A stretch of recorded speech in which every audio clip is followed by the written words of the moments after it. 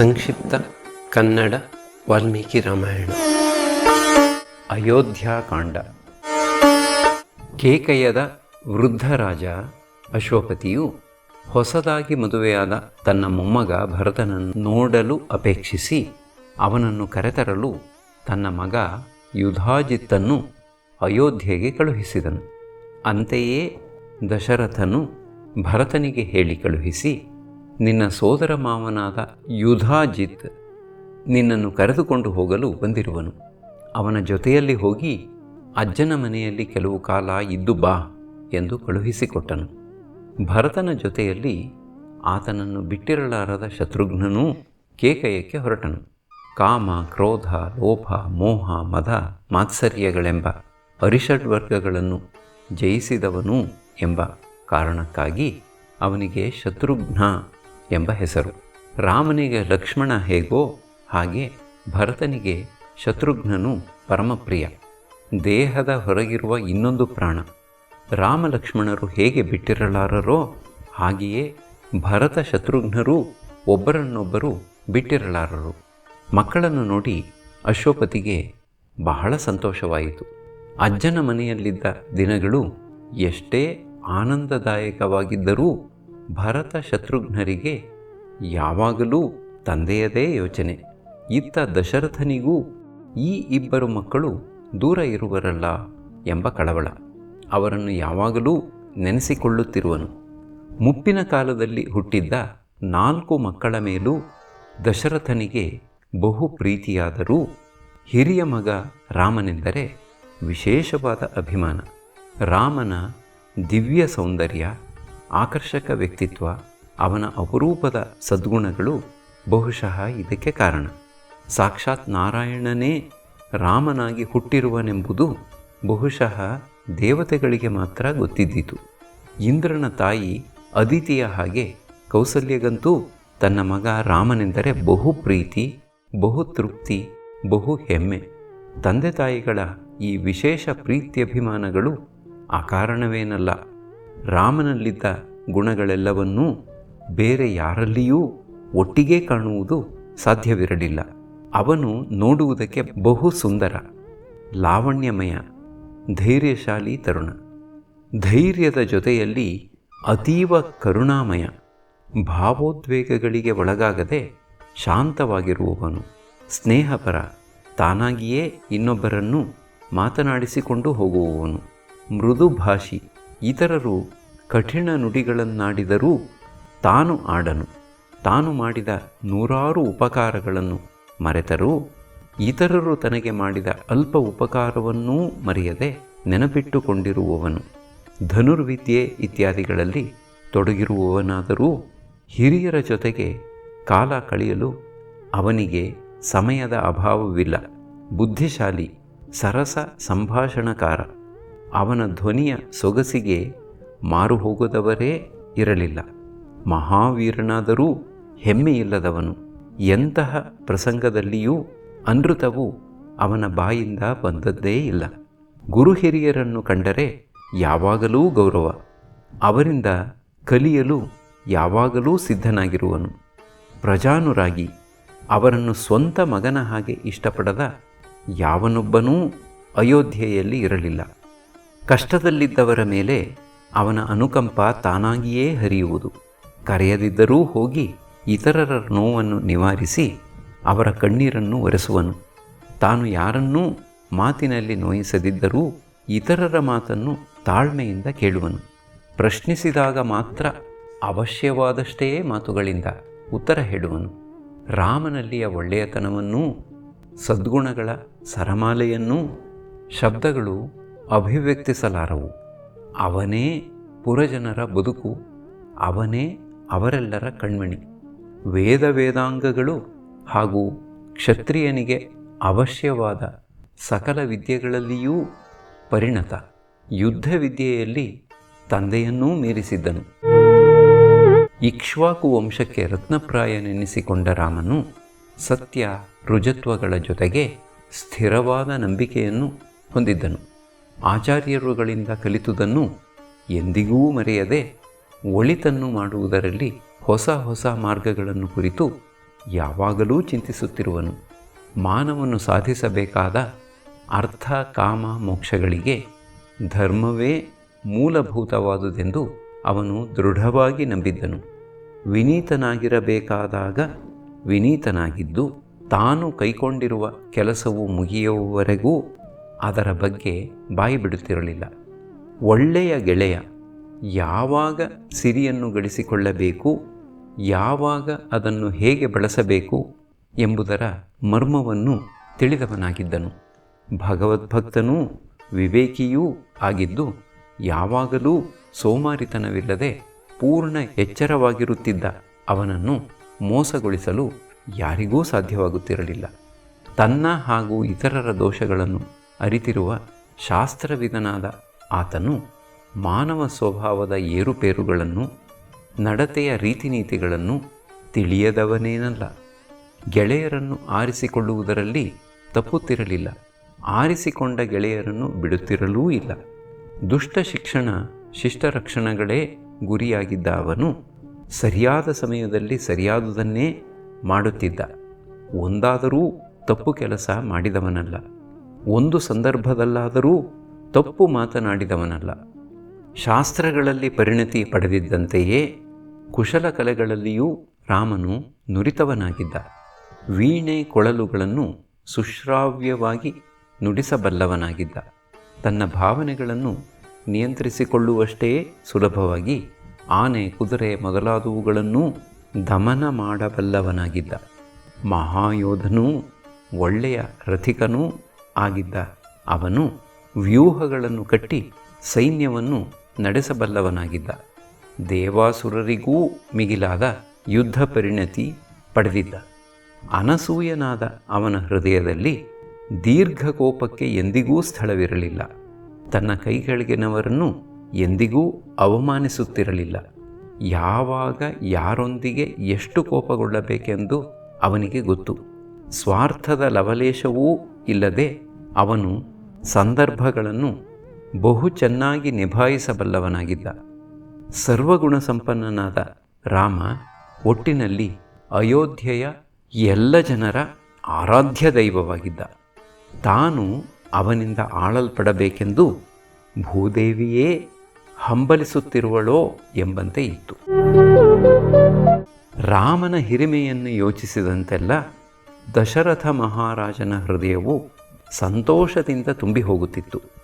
ಪ್ರಾಯಕ್ಕೆ ಬಂದ ಅವನಿಗೆ ಯುವರಾಜ ಪಟ್ಟಾಭಿಷೇಕ ಮಾಡಬೇಕೆಂಬಾಸೆ ಅವನ ಮನದಲ್ಲಿ ಮೊಳೆಯುತ್ತಿತ್ತು. ಅದರಿಂದ ಎಲ್ಲರಿಗೂ ಪ್ರಿಯವಾಗುವುದೆಂದು ಅವನು ಅರಿತಿದ್ದನು.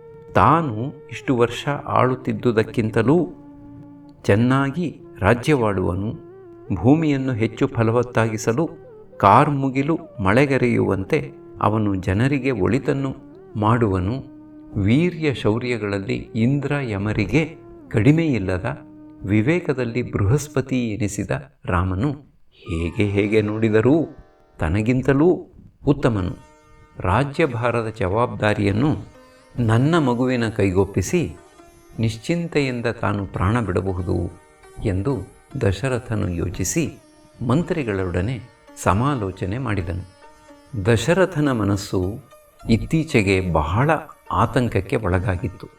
ಅನೇಕ ದುಶ್ಶಕುನಗಳು ಕಾಣಿಸತೊಡಗಿದ್ದವು. ವೃದ್ಧನಾದ ತನಗೇನೋ ಆಪತ್ತು ಕಾದಿದೆ ಎನಿಸತೊಡಗಿತ್ತು. ಸಾವನ್ನು ಯಾರು ತಾನೇ ತಪ್ಪಿಸಿಕೊಳ್ಳಲು ಸಾಧ್ಯ? ಈ ಆತಂಕದಿಂದಾಗಿಯೇ ಪ್ರಜಾನುರಾಗಿಯಾದ ಅವನು ರಾಜ್ಯದ ಹಿತದೃಷ್ಟಿಯಿಂದ ತಾನು ಬದುಕಿರುವಾಗಲೇ ರಾಮನಿಗೆ ಪಟ್ಟಾಭಿಷೇಕ ಮಾಡಿಬಿಡಬೇಕು, ತಡ ಮಾಡಬಾರದು ಎಂಬ ತೀರ್ಮಾನಕ್ಕೆ ಬಂದನು. ಪುರಜನರನ್ನೂ ಹತ್ತಿರದ ಸಾಮಂತ ರಾಜರನ್ನೂ ಅಯೋಧ್ಯೆಗೆ ಬಂದು ಸಭೆ ಸೇರುವಂತೆ ಹೇಳಿ ಕಳುಹಿಸಿದನು. ದೂರದ ಕೇಕಯ ಹಾಗೂ ಮಿಥಿಲೆಯ ದೊರೆಗಳನ್ನು ತಕ್ಷಣವೇ ಕರೆಸುವಂತಿರಲಿಲ್ಲ. ಸುದ್ದಿ ತಿಳಿದ ಅವರುಗಳು ಖಂಡಿತವಾಗಿಯೂ ಸಂತೋಷಿಸುವರು ಎಂಬುದರಲ್ಲಿ ಅನುಮಾನವಿರಲಿಲ್ಲ. ನೆರೆದಿದ್ದ ಮಹಾಸಭೆಯಲ್ಲಿ ದಶರಥನು ಮೇಲೆದ್ದು ನಿಲ್ಲಲು ಸಮುದ್ರ ಘೋಷದಂತೆ ಕೇಳಿಬರುತ್ತಿದ್ದ ಸಭಾಸದರ ಗುಜುಗುಜು ಮಾತು ನಿಂತು ನಿಶ್ಶಬ್ದವಾಯಿತು. ಮಹಾಜನರೇ, ಸಾಮಂತರೇ, ಇಕ್ಷ್ವಾಕುವಿನಿಂದ ಹಿಡಿದು ನಮ್ಮ ವಂಶದ ದೊರೆಗಳು ಈ ಕೋಸಲ ದೇಶವನ್ನು ಆಳುತ್ತಿರುವರೆಂಬುದು ನಿಮಗೆ ವೇದ್ಯವೇ ಇದೆ. ಅವರುಗಳು ನಡೆದು ಬಂದ ದಾರಿಯಲ್ಲೇ ನಾನೂ ನಡೆಯಲು ಯಥಾಶಕ್ತಿ ಶ್ರಮಿಸಿದ್ದೇನೆ. ಮನಃಪೂರ್ವಕವಾಗಿ ಧರ್ಮ ಮಾರ್ಗದಲ್ಲಿ ನಡೆದಿದ್ದೇನೆ. ಸಾಮ್ರಾಜ್ಯದ ಶ್ವೇತಛತ್ರದಡಿಯಲ್ಲೇ ಬಹಳ ವರ್ಷಗಳು ಸವೆದಿರುವ ನನ್ನ ಈ ಶರೀರವು ದುರ್ಬಲವಾಗಿದ್ದು ವಿಶ್ರಾಂತಿಯನ್ನು ಅಪೇಕ್ಷಿಸುತ್ತಿದೆ.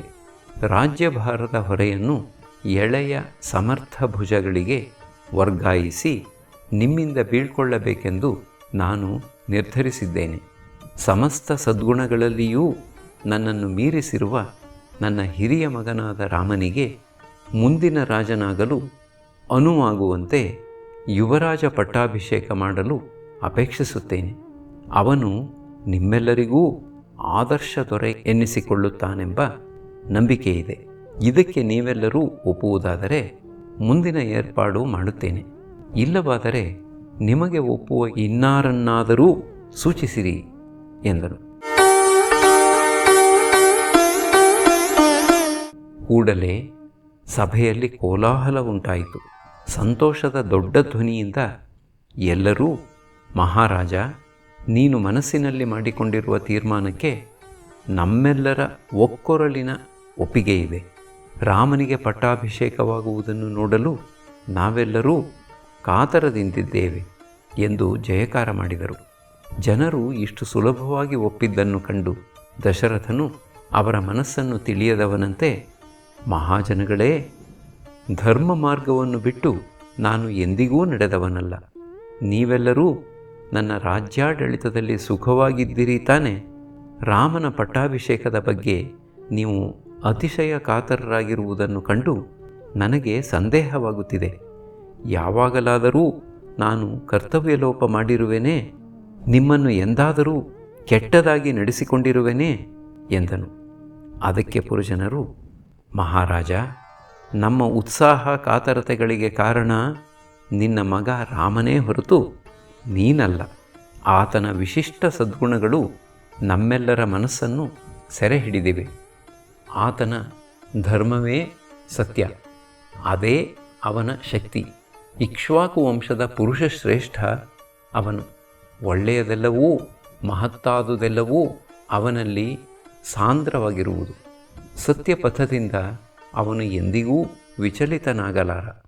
ಚಂದ್ರನಂತೆ ಆಕರ್ಷಕ, ಭೂಮಿಯಂತೆ ಕ್ಷಮಾವಂತ, ಬೃಹಸ್ಪತಿಯಂತೆ ಬುದ್ಧಿವಂತ, ಇಂದ್ರನಂತೆ ವೀರ, ಕೊಟ್ಟ ಮಾತಿಗೆ ಎಂದೆಂದಿಗೂ ತಪ್ಪಿ ನಡೆಯದವನು, ಇತರರ ಅಲ್ಪ ಸದ್ಗುಣಗಳನ್ನೇ ಮಹತ್ತಾಗಿ ಭಾವಿಸುವವನು, ಯಾರನ್ನೂ ಕೋಪಗೊಳಿಸನು, ತಾನೂ ಕೋಪಗೊಳ್ಳನು, ಕೃತಜ್ಞ, ಶರಣಾಗತ ವತ್ಸಲ, ಅನಾಥ ರಕ್ಷಕ, ನೋವು ನಲಿವುಗಳನ್ನು ಸಮನಾಗಿ ಭಾವಿಸುವವನು, ಸತ್ಯವಾಕ್ಯವನ್ನು ಪ್ರಿಯವಾಗಿ ನುಡಿಯುವವನು, ಗುರು ಹಿರಿಯರನ್ನು ಗೌರವಿಸುವವನು, ದಿವ್ಯಾಸ್ತ್ರಗಳನ್ನೆಲ್ಲ ಅರಿತವನು, ವೇದಾಂಗಗಳನ್ನು ಕರತಲಾಮಲಕ ಮಾಡಿಕೊಂಡಿರುವವನು, ಸಂಗೀತಾದಿ ಲಲಿತ ಕಲೆಗಳನ್ನು ಬಲ್ಲವನು, ಸಚ್ಚರಿತ್ರರ ವಂಶದಲ್ಲಿ ಹುಟ್ಟಿ ಆ ವಂಶಕ್ಕೆ ರತ್ನಪ್ರಾಯನಾಗಿರುವವನು, ದೃಢ ಮನಸ್ಕನು, ಧೈರ್ಯಶಾಲಿಯು, ಯಾವ ಯುದ್ಧದಲ್ಲಿಯೂ ಸೋತವನಲ್ಲ, ಭಾವ ತೀವ್ರತೆಗಳಿಗೆ ಒಳಗಾದವನಲ್ಲ,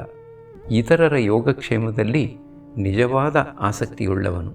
ನಮ್ಮಲ್ಲಿ ಒಬ್ಬೊಬ್ಬರೂ ಅವನನ್ನು ನಮ್ಮವನೇ ಎಂದು ಪ್ರೀತಿಯಿಂದ ಭಾವಿಸುವಂತೆ ನಡೆದುಕೊಳ್ಳುವನು. ನಮ್ಮ ಸುಖ ದುಃಖಗಳನ್ನು ಹಂಚಿಕೊಳ್ಳುವನು. ಜಿತೇಂದ್ರಿಯನೂ ತೇಜಸ್ವಿಯೂ ಆಗಿದ್ದು ಯಾವಾಗಲೂ ಅನುಪಮ ದಿವ್ಯತೆಯ ಮುಗುಳುನಗೆಯನ್ನು ಬೀರುತ್ತಿರುವನು. ಅದ್ವಿತೀಯ ರೂಪವಂತನು. ಪ್ರೀತಿಯಿಂದ ಯಾವಾಗಲೂ ಒದ್ದೆಯಾಗಿರುವ ಕಮಲದಳಗಳಂತಹ ಕಣ್ಣುಗಳುಳ್ಳವನು. ಈ ಭೂಮಿಯನ್ನೇಕೆ 3 ಲೋಕಗಳನ್ನೂ ಆಳಬಲ್ಲ ಯೋಗ್ಯತೆ ಇರುವವನು. ಮನುಷ್ಯ ರೂಪದಲ್ಲಿ ಅವತರಿಸಿದ ನಾರಾಯಣನೇ ನಿನ್ನ ಮಗ ರಾಮ ಎಂದೇ ನಮ್ಮೆಲ್ಲರ ನಂಬಿಕೆಯಾಗಿರುವುದು. ಅವನ ಕೋಪವಾಗಲಿ ಕರುಣೆಯಾಗಲಿ ವ್ಯರ್ಥವಾದುದೇ ಇಲ್ಲ. ಈ ಭೂಮಿಯು ಅವನು ತನ್ನನ್ನು ಆಳಲೆಂದು ಕಾತರಿಸುತ್ತಿರುವುದು. ನಮ್ಮಲ್ಲಿ ಪ್ರತಿಯೊಬ್ಬರೂ ನಿತ್ಯ ರಾಮಸ್ಮರಣೆ ಮಾಡುವೆವು. ಕಿರಿಯರಾಗಲಿ ಹಿರಿಯರಾಗಲಿ, ಗಂಡಸಾಗಲಿ ಹೆಂಗಸಾಗಲಿ, ಪ್ರಾತಃ ಕಾಲ ಎದ್ದೊಡನೆ ನನ್ನ ರಾಮ ಚಿರಾಯುವಾಗಿರಲಿ, ಅವನಿಗೆ ಯಾವ ಕಷ್ಟವೂ ಬಾರದಿರಲಿ ಎಂದು ಪ್ರಾರ್ಥಿಸುತ್ತಿರುವೆವು. ನೀಲಲೋಚನ ನಯನನಾದ ನಮ್ಮ ರಾಮನು ಯುವರಾಜನಾಗುವುದನ್ನು ನಾವು ನೋಡಬೇಕು. ಓ ಮಹಾರಾಜ, ತಡ ಮಾಡದೆ ಅವನಿಗೆ ಪಟ್ಟಾಭಿಷೇಕವನ್ನು ನಡೆಸಿ ನಮ್ಮೆಲ್ಲರ ಹೃದಯಗಳನ್ನು ತಣಿಸಿ 3 ಲೋಕಗಳಿಗೂ ಆನಂದವನ್ನುಂಟು ಮಾಡು ಎಂದನು. ಈ ಮಾತನ್ನು ಕೇಳಿ ರೋಮಾಂಚಿತನಾದ ದಶರಥನು ಧನ್ಯತೆಯಿಂದ ಕಣ್ಣೀರು ಸುರಿಸುತ್ತಾ, ಪ್ರಜೆಗಳೇ, ನನ್ನ ಹಾಗೂ ನಿಮ್ಮೆಲ್ಲರ ಅಭಿಲಾಷೆ ಒಂದೇ ಆಗಿರುವುದನ್ನು ತಿಳಿದು ಸಂತೋಷವಾಗಿದೆ. ಆದಷ್ಟು ಬೇಗ ಉತ್ಸವವನ್ನು ನಾವೆಲ್ಲರೂ ಸೇರಿ ನಡೆಸೋಣ ಎಂದು ವಸಿಷ್ಠರ ಕಡೆಗೆ ತಿರುಗಿ, ವನರಾಜಿಗಳೆಲ್ಲ ಪುಷ್ಪಭರಿತವಾಗಿರುವ ಈ ಚೈತ್ರ ಮಾಸವು ಸುಂದರವಾದುದು. ರಾಮ ಪಟ್ಟಾಭಿಷೇಕಕ್ಕಾಗಿ ಎಲ್ಲವೂ ಸಿದ್ಧವಾಗಲಿ ಎಂದನು. ಇದನ್ನು ಕೇಳಿ ಪ್ರಜೆಗಳೆಲ್ಲ ಜಯ ಜಯಕಾರ ಮಾಡಿದರು. ಒಡನೆಯೇ ವಸಿಷ್ಠನು ಕಾರ್ಯಪ್ರವೃತ್ತನಾದನು. ಪರಿಕರಗಳೆಲ್ಲ ಸಿದ್ಧವಾಗತೊಡಗಿದವು. ಅಯೋಧ್ಯ ನಗರವು ಅಲಂಕೃತವಾಗತೊಡಗಿತು. ಅಂಗಡಿ ಮುಂಗಟ್ಟುಗಳಲ್ಲಿ, ರಾಜಮಾರ್ಗಗಳಲ್ಲಿ ಎಲ್ಲೆಲ್ಲಿಯೂ ಪುಷ್ಪಾಲಂಕಾರ, ಎಲ್ಲೆಲ್ಲಿಯೂ ಸುಗಂಧ ದ್ರವ್ಯದ ಸೇಚನೆ. ಹಣ್ಣು ಹೂಗಳು ಧಾರಾಳವಾಗಿ ಬಂದು ಒದಗಿದವು. ಗಾಯಕರೂ ನರ್ತಕರೂ ಬಂದು ನೆರೆದರು. ರಾಜನು ಸುಮಂತ್ರನಿಗೆ ರಾಮನನ್ನು ಕರೆದುಕೊಂಡು ಬರುವಂತೆ ಆಜ್ಞೆ ಮಾಡಲು ಅವನು ರಾಜರಥವನ್ನು ಕೊಂಡೊಯ್ದು ಪುರಜನರೆಲ್ಲ ನೋಡುತ್ತಿರಲು ಆಜಾನುಬಾಹುವೂ ಚಂದ್ರನಂತೆ ಸೌಮ್ಯನೂ ಆದ ರಾಜಕುಮಾರನನ್ನು ಕರೆತಂದನು. ದಶರಥನಿಗಂತೂ ತನ್ನ ಜೀವದ ಜೀವವಾದ ರಾಮನನ್ನು ಎಷ್ಟು ನೋಡಿದರೂ ಸಾಲದು. ರಾಮನು ರಥದಿಂದ ಇಳಿದವನೇ ಗಜಗಮನದಿಂದ ನಡೆದು ಬಂದು ತಂದೆಗೆ ನಮಸ್ಕಾರ ಮಾಡಿದನು. ರಾಜನು ಅವನನ್ನು ಪ್ರೀತಿಯಿಂದ ಹಿಡಿದು ಎತ್ತಿ ಆಲಂಗಿಸಿ ರತ್ನಖಚಿತವಾದ ಉಚಿತಾಸನದಲ್ಲಿ ಕುಳ್ಳಿರಿಸಿ, ರಾಮ, ನೀನು ನನಗೆ ಪ್ರಿಯನಾದ ಹಿರಿಯ ಮಗ. ಇಲ್ಲಿ ನೆರೆದಿರುವ ಈ ಪ್ರಜೆಗಳು ನಿನ್ನ ಆಳ್ವಿಕೆಯನ್ನು ಬಹುವಾಗಿ ಇಷ್ಟಪಟ್ಟು ನಿರೀಕ್ಷಿಸುತ್ತಿರುವರು. ಈ ಪುಷ್ಯ ನಕ್ಷತ್ರದಲ್ಲಿ ನಿನಗೆ ಯುವರಾಜ ಪಟ್ಟಾಭಿಷೇಕವನ್ನು ನಡೆಸಬೇಕು ಎಂದಿರುವೆನು. ನೀನು ಒಳ್ಳೆಯವನು, ವಿದ್ಯಾವಂತ, ರಾಜ್ಯಾಡಳಿತಕ್ಕಾಗಿಯೇ ಹೇಳಿ ಮಾಡಿಸಿದಂತಿರುವ ನೀನು ಅದನ್ನು ಕೈಗೆ ತೆಗೆದುಕೊಳ್ಳುವವನಾಗು ಎಂದನು.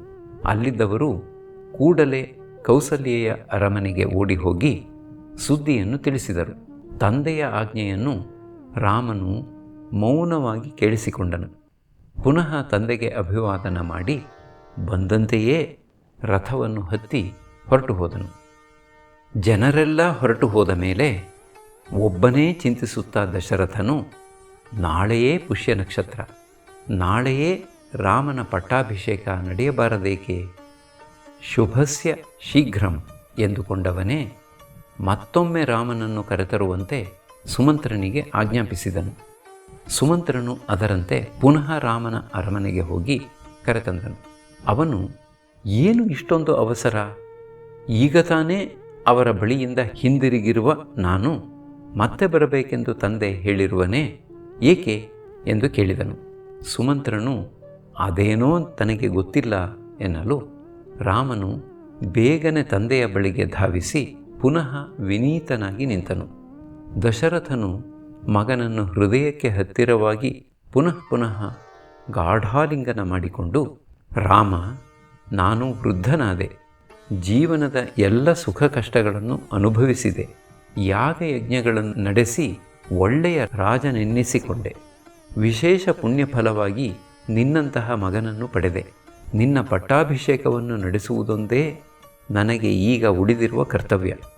ಅದನ್ನು ಆದಷ್ಟು ಶೀಘ್ರವಾಗಿ ಮಾಡಿ ಮುಗಿಸಬೇಕೆಂದು ನನ್ನ ಅಪೇಕ್ಷೆ. ಬೀಳುತ್ತಿರುವ ಕೆಟ್ಟ ಕನಸುಗಳು, ಕಾಣುತ್ತಿರುವ ದುಶ್ಶಕುನಗಳೂ ನನ್ನನ್ನು ಆತಂಕಕ್ಕೆ ಈಡು ಮಾಡಿವೆ. ಏನೋ ಘೋರವಾದ ಸಂಕಷ್ಟ ನನಗಾಗಿ ಕಾದಿದೆ ಎನ್ನಿಸುತ್ತಿದೆ. ಬುದ್ಧಿಯೇ ಭ್ರಮಣೆಯಾದಂತಿದೆ. ರಾಜ್ಯವನ್ನು ನಿನ್ನ ಕೈಗೆ ಒಪ್ಪಿಸಿಬಿಟ್ಟರೆ ನಾನು ಶಾಂತಿಯಿಂದ ಸುಖವಾಗಿ ಪ್ರಾಣ ಬಿಡಬಹುದು. ಮನುಷ್ಯನ ಮನಸ್ಸು ಯಾವಾಗಲೂ ಚಂಚಲ. ನಾಳೆಯೇ ಪುಷ್ಯ ನಕ್ಷತ್ರ. ನನ್ನ ಆತಂಕವೀಗ ಪರಾಕಾಷ್ಠೆಗೆ ಏರಿದೆ. ಶುಭ ಸಂಕಲ್ಪಕ್ಕೆ ಯಾವಾಗ ಯಾವ ಅಡ್ಡಿ ಬಂದೊದಗುವುದೋ ಯಾರಿಗೆ ಗೊತ್ತು? ನಾಳೆಯೇ ನಿನ್ನ ಪಟ್ಟಾಭಿಷೇಕವನ್ನು ನಡೆಸಿಬಿಡುತ್ತೇನೆ. ವಸಿಷ್ಠರು ಹೇಳಿದಂತೆ ನೀನು ವ್ರತದಲ್ಲಿರು. ಇಂದು ರಾತ್ರಿ ಪತ್ನಿಯೊಂದಿಗೆ ಉಪವಾಸ ಮಾಡಿ ಹಿತಚಿಂತಕರನ್ನು ಬಳಿಯಲ್ಲಿ ಇರಿಸಿಕೊಂಡು ದರ್ಭಾಸನದಲ್ಲಿ ಮಲಗಿಕೋ. ಭರತನು ಇಲ್ಲಿಲ್ಲದಿರುವ ಈ ಸಮಯವೇ ನಿನ್ನ ಪಟ್ಟಾಭಿಷೇಕಕ್ಕೆ ಸೂಕ್ತವೆಂದು ನನ್ನ ಮನಸ್ಸು ಹೇಳುತ್ತಿದೆ. ಭರತನ ಸ್ವಭಾವ ನನಗೆ ಗೊತ್ತು.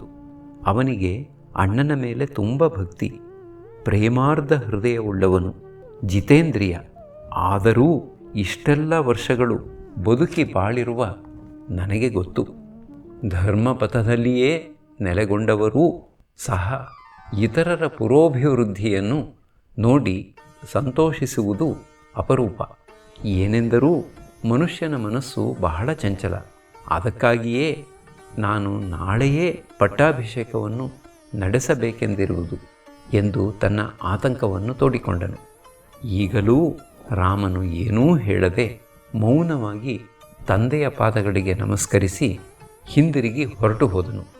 ಅಲ್ಲಿಂದ ರಾಮನು ಕೌಸಲ್ಯೆಯ ಅಂತಃಪುರಕ್ಕೆ ಹೋದನು. ಅವಳು ಶುಭ್ರ ಶ್ವೇತವಸ್ತ್ರಧಾರಿಣಿಯಾಗಿ ಲಕ್ಷ್ಮೀ ಪೂಜೆ ಮಾಡುತ್ತಿದ್ದಳು. ಅವಳ ಧ್ಯಾನ ಮುಗಿಯುವವರೆಗೂ ರಾಮನು ಅಲ್ಲಿಯೇ ನಿಂತನು. ಸುದ್ದಿ ತಿಳಿದ ಸುಮಿತ್ರೆಯೂ ಲಕ್ಷ್ಮಣನೂ ಸಹ ಅಲ್ಲಿಗೆ ಬಂದಿದ್ದರು. ಸೀತೆಯೂ ಅಲ್ಲಿಗೆ ಬಂದು ಕಾದಿದ್ದಳು. ಕೌಸಲ್ಯೆ ಕಣ್ತೆರೆದೊಡನೆ ರಾಮನು ಹೋಗಿ ಅವಳ ಪಾದಗಳನ್ನು ಮುಟ್ಟಿ ನಮಸ್ಕರಿಸಿದನು. ಅಮ್ಮ, ಪ್ರಜಾಪಾಲನಕ್ಕೆ ಸಿದ್ಧವಾಗುವಂತೆ ಅಪ್ಪ ಹೇಳಿದ್ದಾರೆ. ನನಗೆ ನಾಳೆಯೇ ಯುವರಾಜ ಪಟ್ಟಾಭಿಷೇಕ ಮಾಡುವರಂತೆ. ನೀನು ನನ್ನನ್ನೂ ಸೀತೆಯನ್ನೂ ಆಶೀರ್ವದಿಸಬೇಕು ಎಂದನು. ಬಹಳ ವರ್ಷಗಳಿಂದ ಈ ಘಳಿಗೆ ಪ್ರಾಪ್ತವಾಗುವುದನ್ನೇ ಕಾದಿದ್ದ ಅವಳು ಮೃದುವಾಗಿ, ರಾಮ, ಮಗನೇ, ದೀರ್ಘಾಯುವಾಗು. ನಿನ್ನ ಪಟ್ಟಾಭಿಷೇಕಕ್ಕೆ ಅಡ್ಡಿಯಾಗಬಹುದಾದ ಶತ್ರುಗಳು ಯಾರಿದ್ದರೂ ನಾಶವಾಗಲಿ.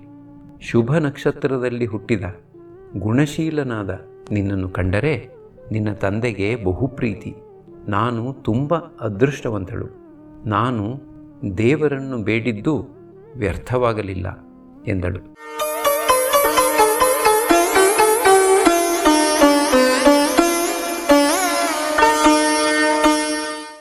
ತಾಯಿಯ ಮಾತನ್ನು ಕೇಳಿದ ರಾಮನು ನಕ್ಕು ತಮ್ಮನ ಕಡೆಗೆ ತಿರುಗಿ, ಲಕ್ಷ್ಮಣ, ತಂದೆ ಕೊಡುತ್ತಿರುವ ಈ ರಾಜ್ಯ, ಸಮಸ್ತ ಮರ್ಯಾದೆಗಳು ಎಲ್ಲವೂ ನಿನ್ನವೇ. ನೀನೇ ನನ್ನ ಪ್ರಾಣ. ನೀನೂ ನನ್ನೊಂದಿಗೆ ರಾಜ್ಯವನ್ನಾಡು. ನಿನಗಾಗಿಯೇ ನಾನು ರಾಜನಾಗುವೆ. ರಾಜ್ಯವನ್ನು ನಾವಿಬ್ಬರೂ ಸಮನಾಗಿ ಅನುಭವಿಸೋಣ ಎಂದನು. ಮತ್ತೊಮ್ಮೆ ಅಮ್ಮನಿಗೆ ನಮಸ್ಕರಿಸಿ ಸೀತೆಯೊಂದಿಗೆ ತನ್ನ ಅರಮನೆಗೆ ಹಿಂದಿರುಗಿದನು. ಭರದಿಂದ ಸಿದ್ಧತೆಗಳು ನಡೆದವು. ರಾಜನು ವಸಿಷ್ಠರನ್ನು ಕರೆದು ಮತ್ತೊಮ್ಮೆ ರಾಮನಿಂದ ವ್ರತವನ್ನು ಮಾಡಿಸುವಂತೆ ನೆನಪಿಸಿದನು. ತ್ರಿಕಾಲಜ್ಞಾನಿಯಾದ ಅವನು ಅದಕ್ಕೇನೂ ಪ್ರತಿ ಹೇಳಲಿಲ್ಲ. ರಥವನ್ನು ಹತ್ತಿ ರಾಮನ ಅರಮನೆಗೆ ಬಂದನು. ರಾಮನು ಮೇಲೆದ್ದು ಗುರುವಿಗೆ ಭಕ್ತಿಯಿಂದ ಅಭಿವಾದನ ಮಾಡಿ ಅಗ್ರಾಸನದಲ್ಲಿ ಕುಳ್ಳಿರಿಸಿದನು. ವಸಿಷ್ಠರಿಗೆ ಮೃದು ಹೃದಯನೂ ವಿನೀತನೂ ಆದ ರಾಮನೆಂದರೆ ಮೊದಲಿನಿಂದಲೂ ಅಕ್ಕರೆ. ರಾಮ, ನಹುಷನು ಯಯಾತಿಗೆ ಮಾಡಿದಂತೆ ನಿನ್ನ ತಂದೆ ನಾಳೆ ನಿನಗೆ ಅಭಿಷೇಕ ಮಾಡಬೇಕೆಂದು ಯೋಚಿಸಿರುವರು. ಆದ್ದರಿಂದ ನೀನು ಇಂದು ಸೀತೆಯೊಂದಿಗೆ ವ್ರತದೀಕ್ಷೆ ವಹಿಸಬೇಕು ಎಂದರು. ಕುಲಗುರುವಿನಿಂದ ದೀಕ್ಷೆ ವಹಿಸಿದ ರಾಮನು ಅವರನ್ನು ಗೌರವಿಸಿ ಕಳುಹಿಸಿಕೊಟ್ಟನು.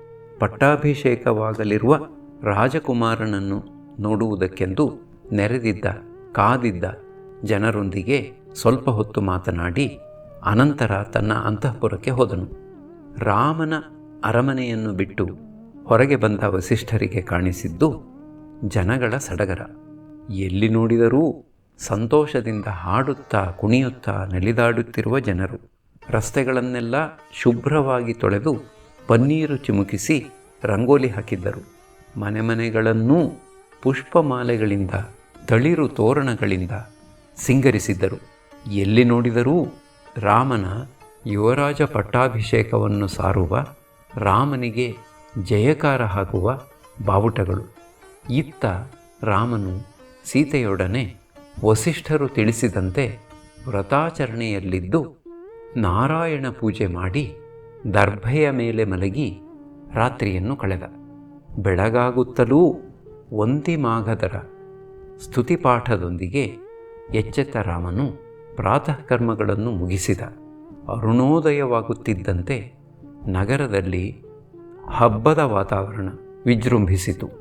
ಎಲ್ಲಿ ನೋಡಿದರೂ ಜನರ ಸಂಗೀತ, ನೃತ್ಯ, ಸಂತಸದ ಹೊನಲು.